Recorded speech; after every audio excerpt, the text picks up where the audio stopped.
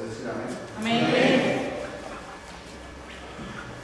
Primera carta de los Corintios, capítulo 2, versículo 4, dice: y ni mi palabra, ni mi predicación fue con palabras persuasivas de humana sabiduría, sino con demostración del Espíritu y de poder. Mira lo que dice Pablo: ni mi palabra, ni mi predicación fue con palabras persuasivas de humana sabiduría. Mi palabra y mi predicación fue con demostración del Espíritu y de... Porque Pablo entendió que cuando el Espíritu Santo te enviste con su poder, entonces tú tienes un ministerio poderoso en palabras y en obras. Y dice Pablo: mis palabras no fueron con persuasiva humana sabiduría, mis palabras fueron con el Espíritu y con poder.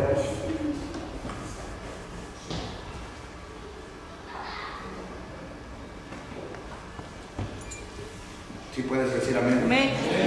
Para que nuestra fe no esté fundada en la sabiduría de los hombres, sino en el poder de Dios. Sin el poder de Dios no hay ministerio. Sin el Espíritu Santo no existe la iglesia. Sin el Espíritu Santo no existe el ministerio. Sin el Espíritu Santo no existe el cristianismo, ni existe el reino de Dios. Qué importante es el Espíritu Santo. Amén. Porque cuando yo tengo el Espíritu Santo, yo tengo... ¿Qué tengo? Poder. Cuando yo tengo el Espíritu Santo, ¿qué tengo? Poder. Seguro. Entonces, ¿cómo me debo de mover? ¿Cómo? ¿Qué es lo que le causa más temor a la iglesia cuando va a predicar? El desconocimiento de lo que ha recibido. ¿Sabes por qué le da miedo a la gente predicar? Porque la gente no se ha enterado que tiene poder. ¿Sabes por qué a los cristianos les da miedo orar por las personas? Porque ellos no se han enterado que tienen poder. Si tú tuvieras $1 millón de pesos en la bolsa, ¿te daría miedo entrar a un centro comercial lujoso? ¿A un restaurante lujoso? ¿Ir a un viaje lujoso? ¿Te daría miedo? ¿Por qué no te daría miedo? ¿Por qué le da miedo a los cristianos orar por los enfermos? ¿Por qué le da miedo a los cristianos predicar en público? ¿Por qué le da miedo a los cristianos salir a evangelizar a las calles? Porque desconocen el poder que han recibido para hacerlo. Porque desconocen el poder que Dios les ha dado para cumplir el ministerio. Porque no existe ministerio a menos que tú hayas sido ungido con el poder del Espíritu Santo. Pero cuando tú estás ungido con el poder del Espíritu Santo, entonces tú eres un ministro aprobado por Dios, que va a tener un ministerio poderoso en su palabra y un ministerio poderoso en su obra, en sus obras. Amén.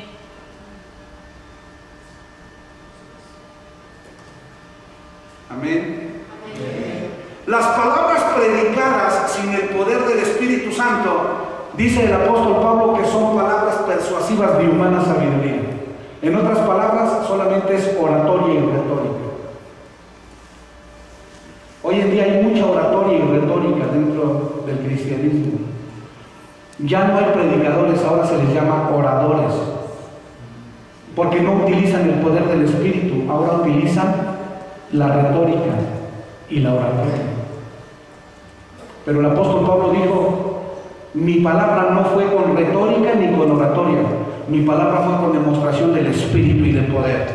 Para que mi palabra para que su fe no esté sustentada en palabras de sabiduría humana, sino en el poder de Dios. Dios quiere que tu fe esté sustentada en su poder y no en la oratoria de la sabiduría de un hombre. Es bien triste ver que hoy en día las iglesias y los púlpitos o los atriles estén llenos de personas con oratoria y retórica, pero sin el poder del Espíritu Santo. Y más triste es ver multitudes de personas corriendo con esos oradores, porque sus oídos tienen comezón de oír lo que ellos están diciendo a través de palabras de humana sabiduría. Las palabras predicadas sin el poder del Espíritu Santo son palabras de sabiduría humana que no sirven para edificar ni a la iglesia ni al reino de Dios. Pablo dijo, ni mi palabra ni mi predicación fue solamente con palabras persuasivas de humana sabiduría, sino con demostración del Espíritu y del poder.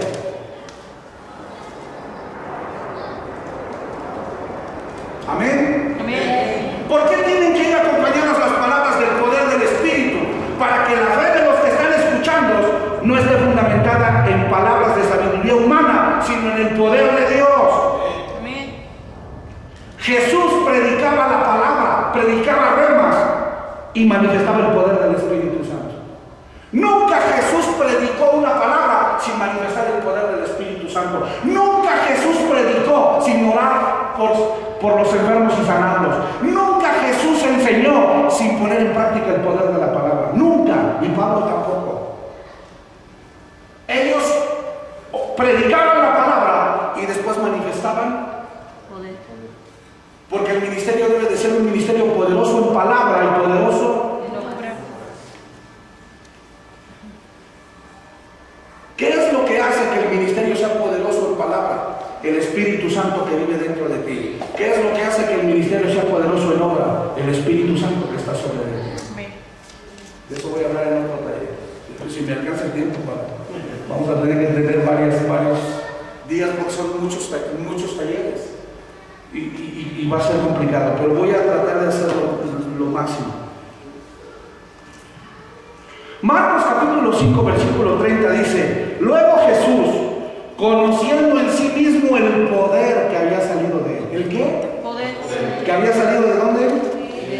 Volviéndose a la multitud le dijo: ¿quién ha tocado mis vestidos? Jesús sabía que en él había. Poder. Jesús sabía que en él había. Poder. Jesús sabía que en su ministerio había. Poder. Y él sabía que había poder porque había recibido. Es inevitable que si el Espíritu está sobre de ti, no tengas un ministerio con poder. El gran problema es que los cristianos no lo creen.